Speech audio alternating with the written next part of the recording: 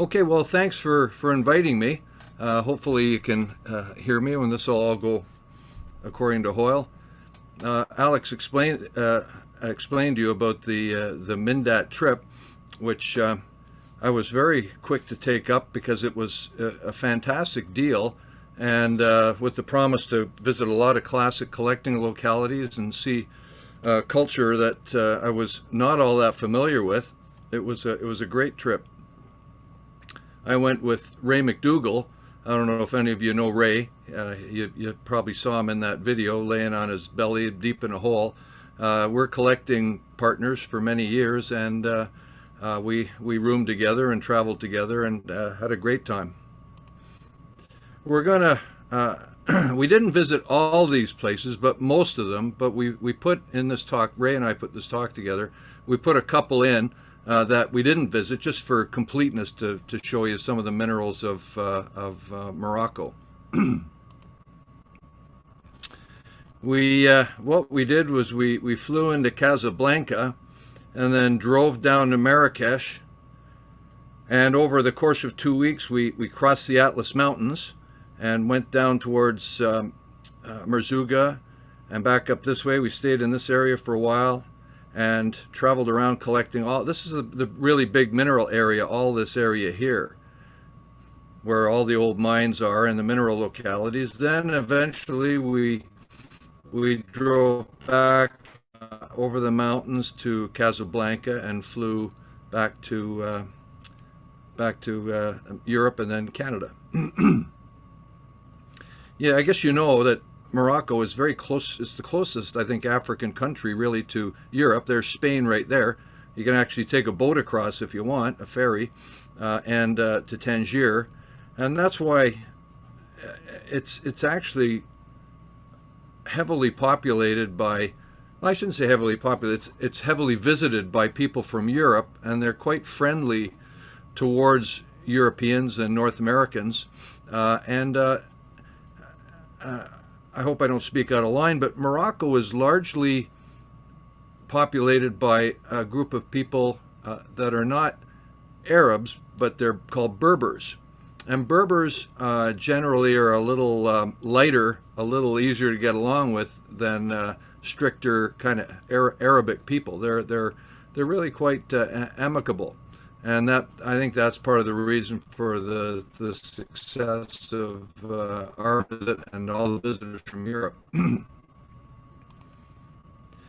It is I don't know if I can call it a third world country, but it is a land of dichotomies. This is the doors in one of the taxis we took. These were the handles and how you open the door in the car. And that's kind of typical of not of all cars, but of a lot of things there. There are a lot of really poor people, and they just make do with what they have. First, we went in on the north side of the Atlas Mountains. Oh, well, maybe we'll look. I'm sorry. We'll look at some of the scenery and a few of the interesting cultural things. There's no lack of good scenery there. It's a lot of it is a desert-like country, but not all of it is a desert-like country. But a lot of it is, and there's no lack of great scenery. Different kind of architecture than we're used to. They are Muslim people with a very old history and a lot of old buildings and temples and.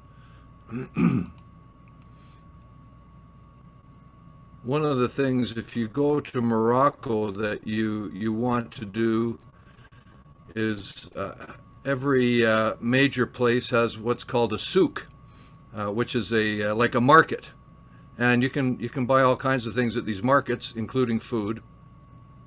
These lamps were on sale at one particular souk. I'll show you some more pictures in a minute of souks. This is a Kasbah. You've heard of a Kasbah? That's a Kasbah, an old one. It is a Muslim place, and the first hotel we stayed in, it was just had shutters for windows, and this is a minaret that I don't know if you know, but 5 times a day, the mullahs go up and sing it with gigantic loudspeakers and sing hymns and prayers. And the first one was at 5 a.m. every morning, and we certainly knew it because the speakers, I think, were pointed right at our room. And this is in Marrakesh.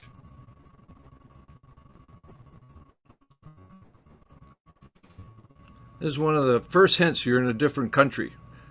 Can anybody guess what this word means in Arabic?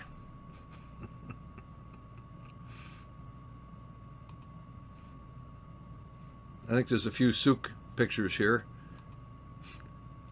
It's pretty cool. This is how they sell their dates and their apricots and their nuts and different things. It's figs. These are strings of figs. I was always afraid to buy anything. I figured if I took some out or put some in a bag or something, the whole thing would tumble down.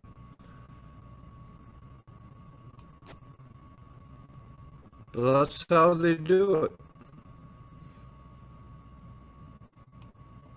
This is a picture of the open air part of the souk, but all those buildings around the edges are all, this is in Marrakesh, are all part of the souk as well.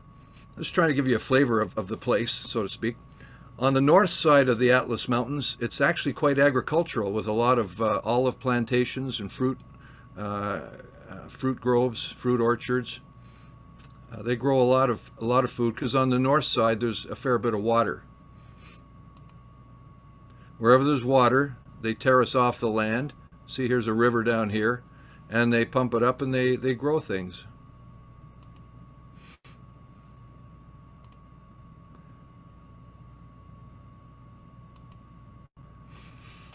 Seems like no matter how simple or poor the accommodations of that people lived in, their homes, there's always satellite dishes in the homes. It's one of the best connected countries in the world for everybody.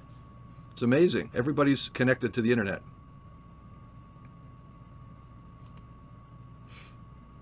You see every mode of transportation, every mode. Motorcycles are incredibly common there. I got a kick out of the gas stations, a lot of them.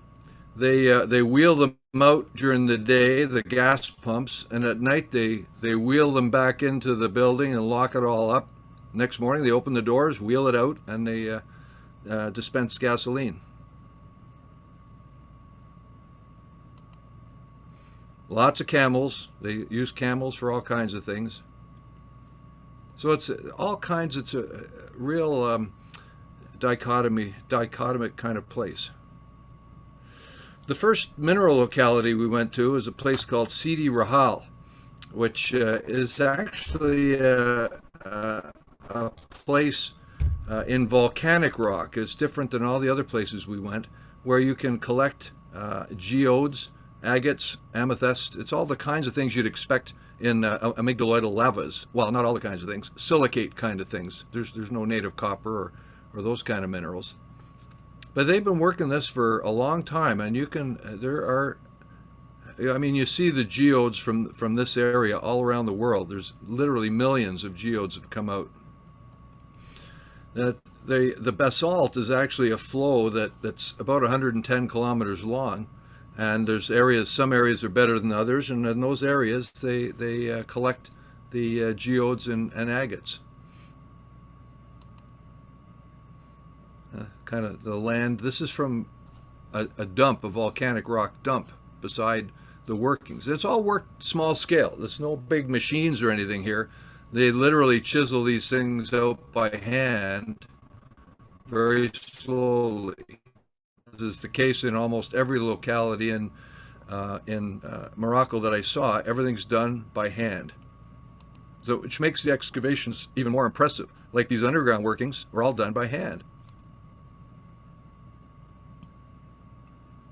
We went down and you can actually see geodes in situ in the volcanic rocks and chisel them out yourself if you want. It's hard work. Or if you're smarter, you can buy these, you can buy limitless amounts of geodes. All these geodes are like $2 a piece, $3. It's Very, very reasonable. These little entrepreneurs were selling geodes. See their little geodes? They were selling geodes, and so I bought these two from this guy for 25 cents. I gave him a quarter. He was stunned. He was so thrilled that someone actually gave him a quarter for these two geodes. And I still have this one. I love this little geode. It's got quartz lining in it. You can see it right there. This other one had kind of a bullseye in it. These are some that we collected or bought. I collected this one here. I wanted an example of an agate geode or nodule, if you would, right in the basalt. So I managed to collect a decent one. These are cool. This was one I hacked out and gave half to my son, and I kept half. Just white chalcedony, which I thought was very attractive. There's the one I collected myself with the basalt attached to it. Still have that. A couple of other examples of some of the minerals. Amethystine quartz. These are about 4 inches or so, these couple of geodes. So then we went over to the real mineral collecting areas over the Atlas Mountains. And again, there's always some, you know, they do get precipitation, but it drains so quickly. In the valleys, is where they use it for agriculture and living.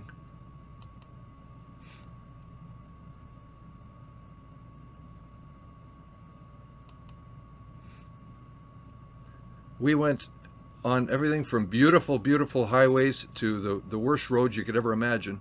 Because, yeah, like you do when you go to mineral localities. Even in Canada or the US, you have to go on poor roads all the time, or no roads, right? Same there. The geology it's like southwestern US. The geology is super exposed, being desert-like.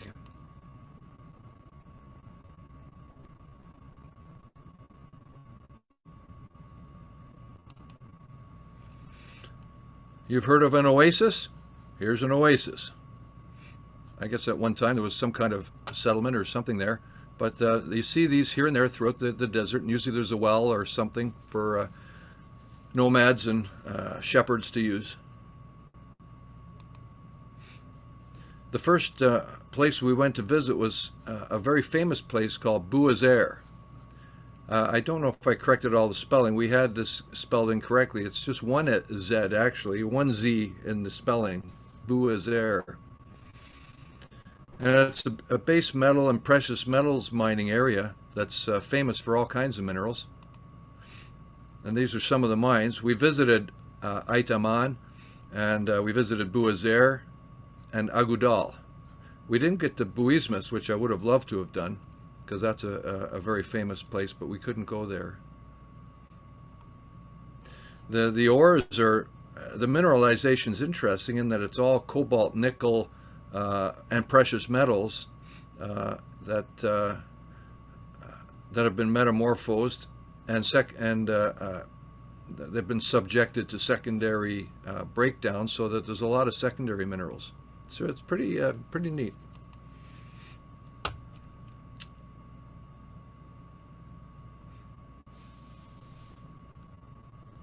We did collect some scudderudite and bereft. We didn't find any Wend-Wilsonite, which is pretty rare, but some people found rosalite and other minerals like that.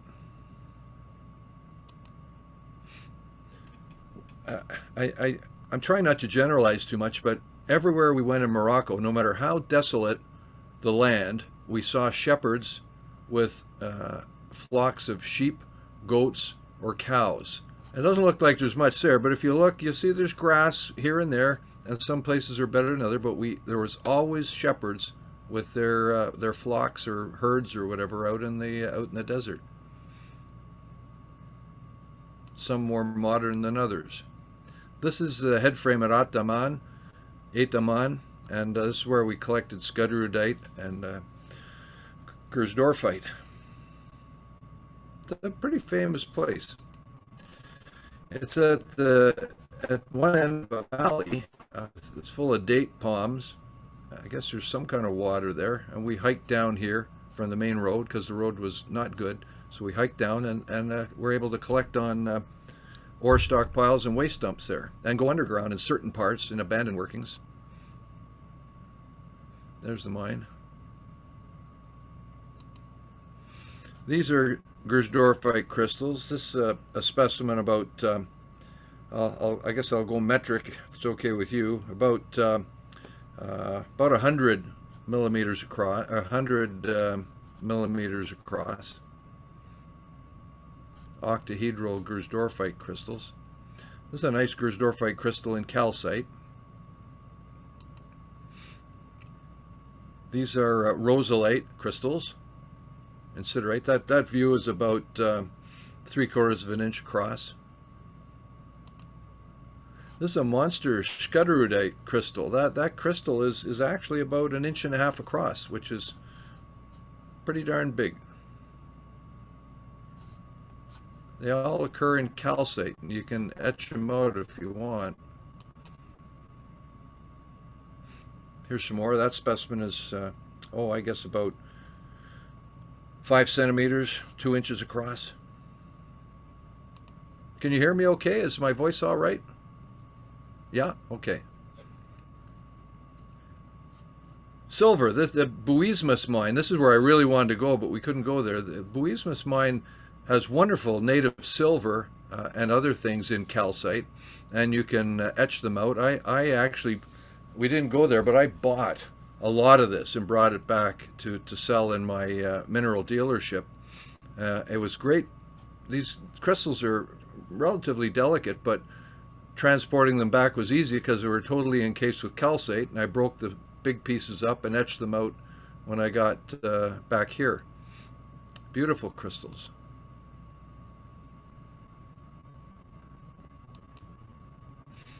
Of course, the area is famous for erythrite, secondary cobalt mineral. So some of the best in the world comes from this area, I think. Maybe the best in the world. That's about, that view is about 2 inches across.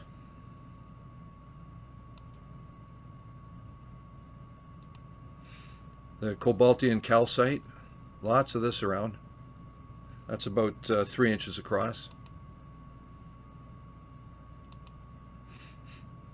About a 4-inch tall specimen. This is one I actually collected. This is sphero-cobaltite.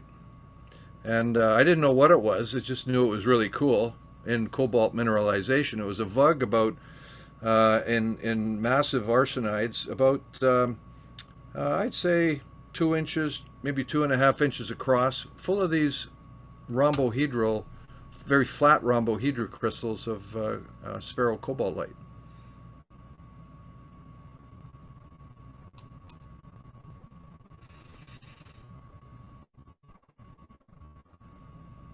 Oh, all those crystals were only like 3 millimeters. It wasn't like they were giant crystals, but 3 millimeter crystals, that was pretty neat.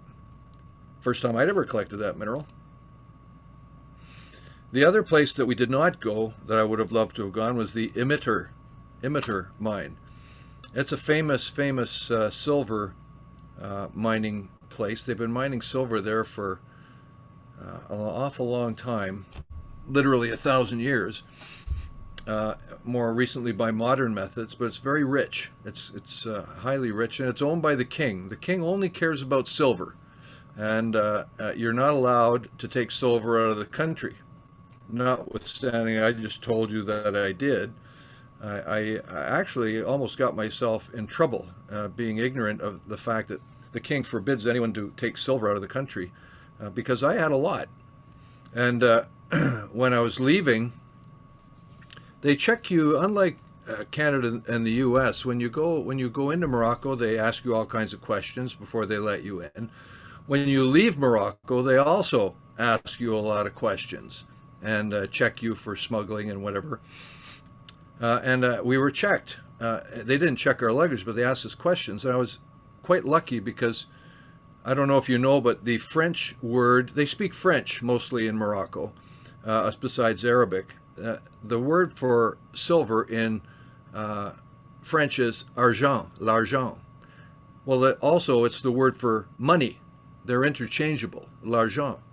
And the guard, the border guy, when I was leaving, the customs fellow asked me if I had argent. Avez-vous quelque argent?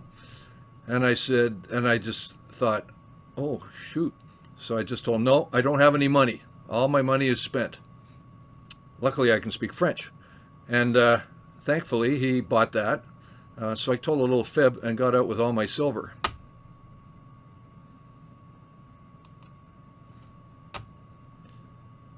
I also took a lot of silver out from the Imiter mine as well, besides Buismas. This is the more modern open pit. They've taken millions and millions and millions of ounces of silver. It interconnects with old underground workings. It's still operating, and it's famous for wire silver. A lot of wire silver from there. Argentite crystals. This argentite is probably about 3 inches tall. Sorry, I keep forgetting to tell you the sizes. This cluster is really nice argentite crystals, or acanthite pseudomorph argentite for Aaron. These things are about 1.5 inches, this cluster. Proustite.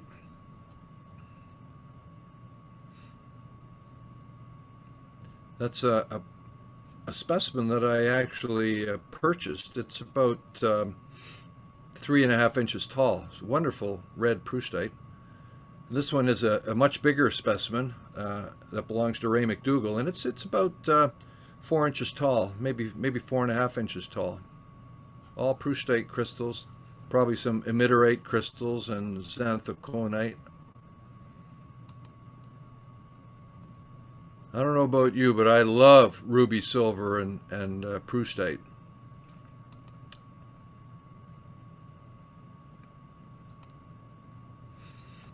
Lots of small crystals. These clusters are all sort of a couple of millimeters, but beautiful to look at under the microscope. And this, for you who haven't seen before, this is a xanthoconite crystal. It's a dimorph of proustite. It's the same chemical composition, but a different crystal structure, and it occurs in kind of orange and yellow crystals rather than red crystals. And there's a lot of xanthoconite that occurs with the proustite at this mine. Wonderful xanthoconite crystals. So then we went up to the Sahara, the north part of the Sahara Desert, which I learned is actually pronounced Sahara, not Sahara like we pronounce it. It is a real desert, folks. That's down. We were down in this area here. Erfoud, down in this area here.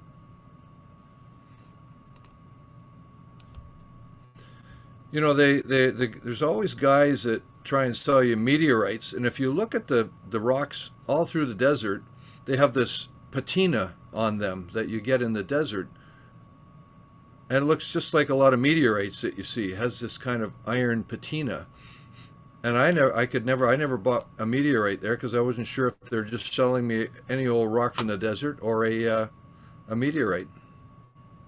I don't know enough about them. Nomads live all over the place.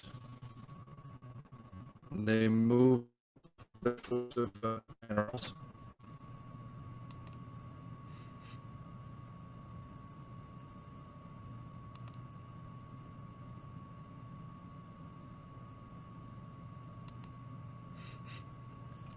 In some areas, there's there's this kind of desert, the rocky desert, but then almost inexplicably, there's huge areas of sand dunes, at least in this part of Morocco. And this area is actually quite populated because there are springs here that they pump water up from, and there's actually a lake on the other side that every few years, when there's enough rain, it fills up with water. I'll show you it in a minute. Here's that lake. Most years it's dry as a bone, but when we were there, it was actually lots of water in it. And they use it for agriculture, of course. The hotel we stayed at wasn't big enough for all the people on this Mindat group, so they actually pitched a bunch of tents. Those tents that you saw the nomads living in, they pitched a bunch of tents out there, and a bunch of us slept in the tents. A lot of people didn't want to sleep in the tents. I wanted to sleep in the tent. It was wonderful. Of course, if you're in the Sahara Desert, you have to go on a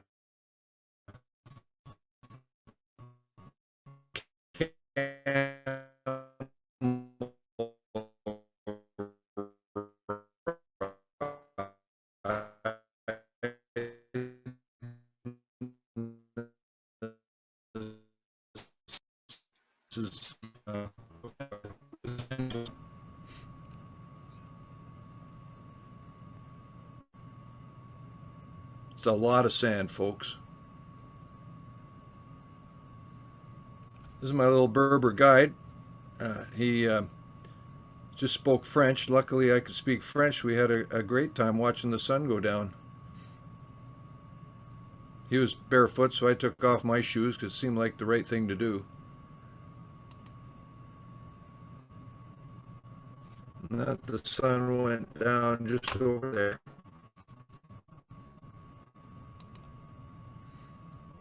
It's a beautiful place. So then we went down to Taouz. I don't know if you're familiar with Taouz, but you know those orange, red vanadinite crystals on black iron and manganese oxides? I'm sure you've seen them over the years. Sometimes they're stalactitic. This is where they come from. Taouz, right down near the Algerian border, like a stone throw from the Algerian border. You're here, you're actually looking at Algeria. So here's Taouz, and Algeria is just around here. This is the area of those sand dunes. We were actually staying, that hotel, those tents I told you about are up here. And we went Erb Chegi, and we drove down here to Taouz. We didn't actually use the road very much. We just drove across the desert. There's a couple of our other four-wheel drives that we used, and the sand dunes on the left.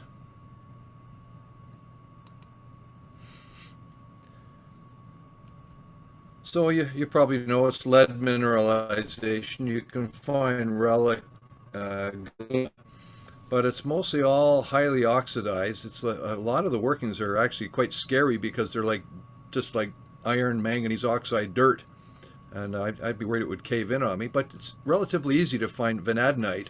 Harder to find these other minerals. Easy to find vanadinite. Very easy to find botryoidal iron and manganese oxides, and occasionally there's areas of iron cross twins. I'll show you all these. The workings are all artisanal. They have these little shafts, and they have little places they stay, but you just go down in the underground. Was one bigger at it. These are the miners' miner shacks, if you will, where they stay when they're working there. It's easy to find these kind of botryoidal oxides. There's a lot of it, but I didn't bring any back unless it had vanadinite on it, just because it's so heavy. It's easy to find vanadinite crystals like this. A little harder to find the nice vanadinite on or vanadinite, however you say it, on manganese oxides. We did find some. There's those iron cross twins I was telling you about.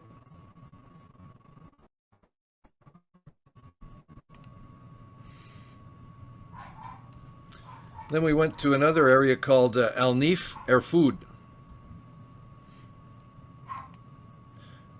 There you can collect quartz crystals.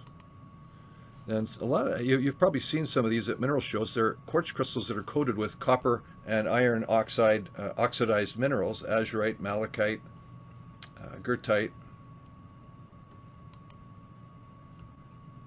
You can get some crystallized copper minerals as well.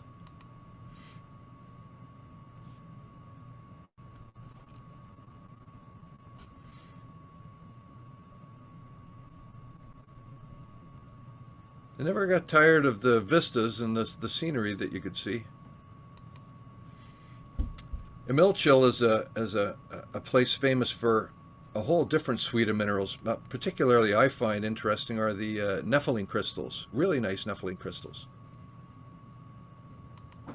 like this. That specimen is about. Sorry, I forgot to keep telling you. That's about 2 inches across. Nice nepheline crystals. Some of them are pseudomorph to other things, but a lot of them are just have a thin coating of other things. Nice apatite, fluorapatite crystals. We didn't collect these ones. We didn't find anything good there really to speak of.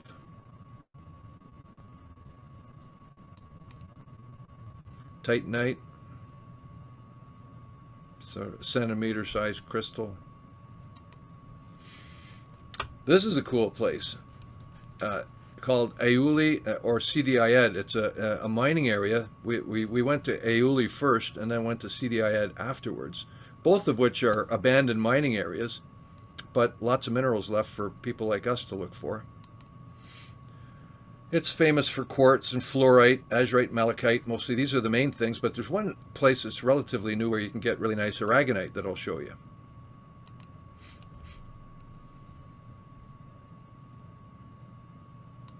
It was an area that was mined by French mining companies up until, I believe, the 30s and 40s or so, and then it was, I think, it was abandoned after that. This area, so there's tremendously old, well-engineered mining buildings, accommodations, all built in this canyon. This is actually quite a large adit. I mean, that's a big adit. Probably 15 feet across, 15 feet diameter. We didn't go in.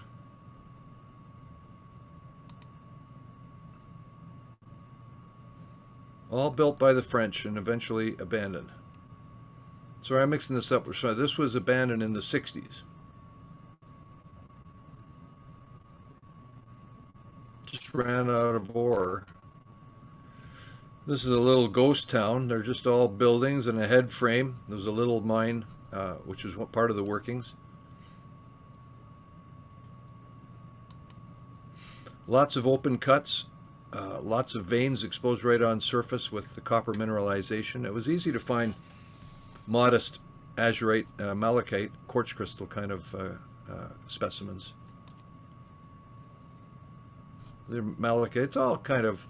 The biggest crystals we found were just a couple of millimeters or so, but still, you know, for maybe down in Virginia you have secondary minerals, but up here in Canada we don't have any, none, because of the glaciers. So we were kind of tickled. I was tickled to be able to find azurite crystals, fluorite crystals, nice fluorite.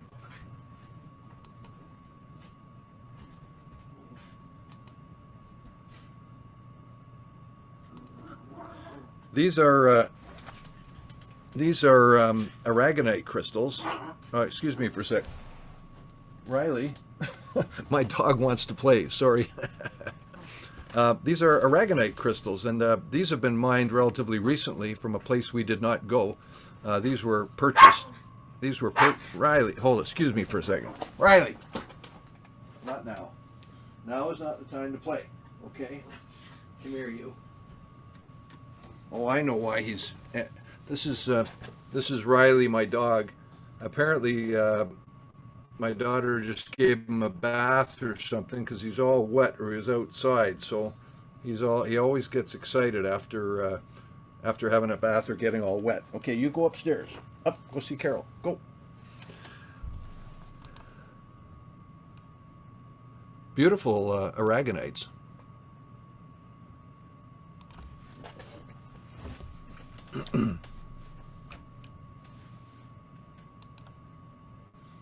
These are all sort of 2-inch, inch and a half to 2-inch clusters. Aren't they great? Of course, I guess if there's any place that everybody's heard of, it's Mibladen. Mibladen being a very famous vanadinite, cerussite, barite kind of place. Again, this was operated by French mining companies, I think up until the 60s or so. And the mines are all abandoned, and the people are allowed to go and mine to their heart's content as long as they don't drill and blast. It all is done by hand. And there's a lot of people mining vanadinite by hand. And I'll show you how they do it. That's, I don't know if you recognize the Horvaths and the Melansons, but that's them. Here's Midelt. We were staying in Midelt, and we went up to Mibladen is just up in here. It's not very far away from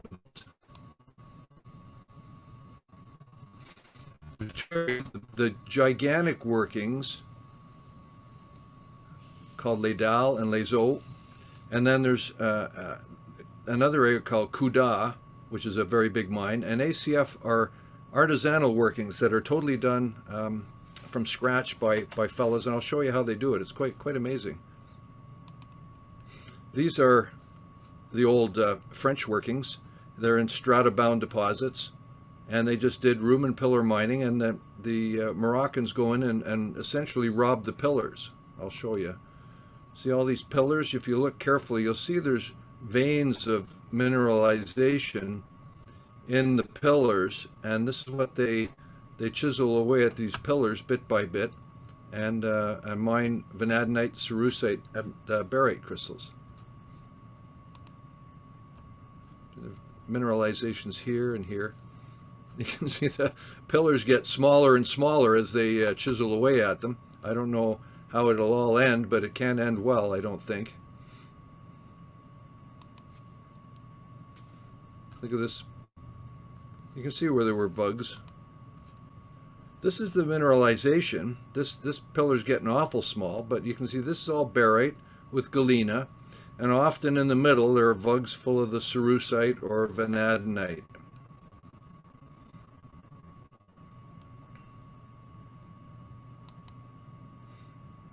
This is me working away on actually some wolfenite crystals. There's an area here of nice yellow wolfenite crystals.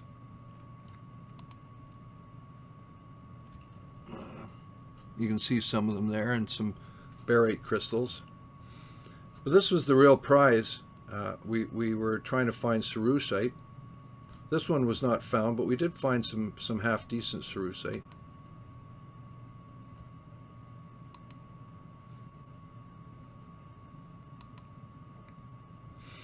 The real adventure was Koudia, what they call Koudia. And essentially what you have is about 30 feet, 20 to 30 feet below the surface are those veins, those flat veins that we were looking at earlier in the pillars. And these artisanal miners, they chisel shafts down the 20 or 30 feet, depending on where they are, and then when they get down to those veins, they chisel laterally and collect specimens. We went out with one. We went out. They're spread out all over the place, and we went down. That's me descending down one of the workings at Koudia. That's what it looks like. They chisel this. This is rock. It's hard rock. They chisel it, and down they go. It takes apparently about a month and a half to chisel a shaft down that you can use. There's Ray working away. This is Abdullah. We actually made friends with him. We went underground with him and worked in this is his little mine. We collected some vanadinite and barite, and we became friends with him. And we see him, and he comes to Tucson often to the big show, and he goes to St. Marie aux Mines and Munich. These guys get around, right? Of course, there's me working away. Morocco, so nobody worries about hard hats or things like that. This is hard work, folks. They earn every penny they get for whatever they get for their vanadinite and barite. That's Abdallah there.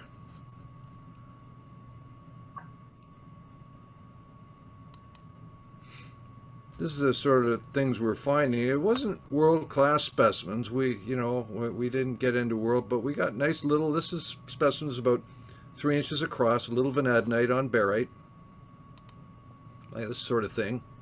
They're things, you can buy these for $3 or $5 at Tucson, but we collected these ourselves, okay? So they're special.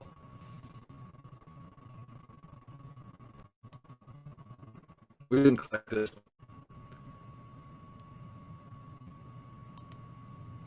This is they get the really good ones. That's a cluster about 3.5 inches across that Ray purchased. You can buy, there's infinite amount of this material you can buy when you are at Mibladen or Midelt or those surrounding areas. Infinite amounts.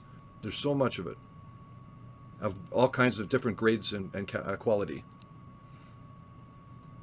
This is one I collected. Just small crystals on barite. Nothing fancy.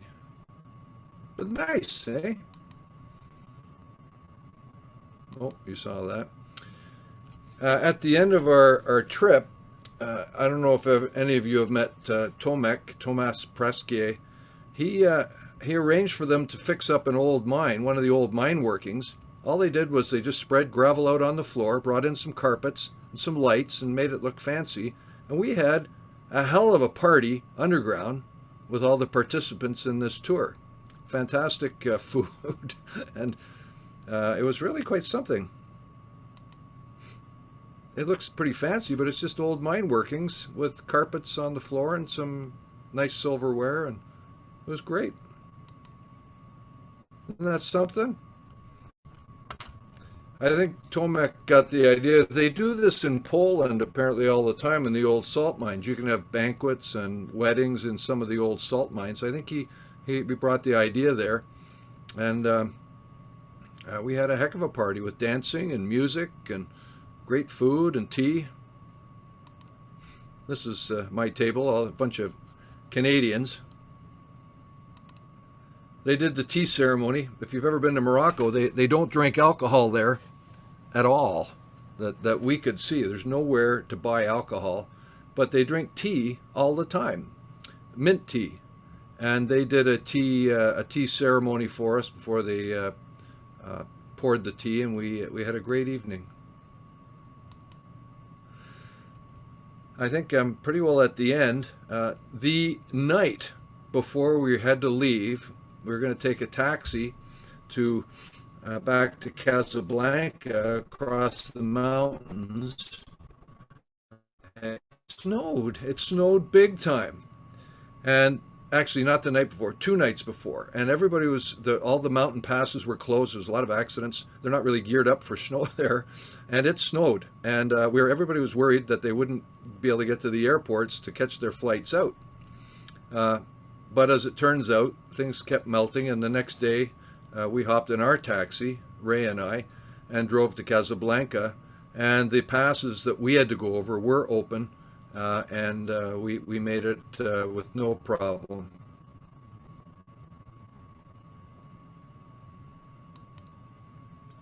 That's the end.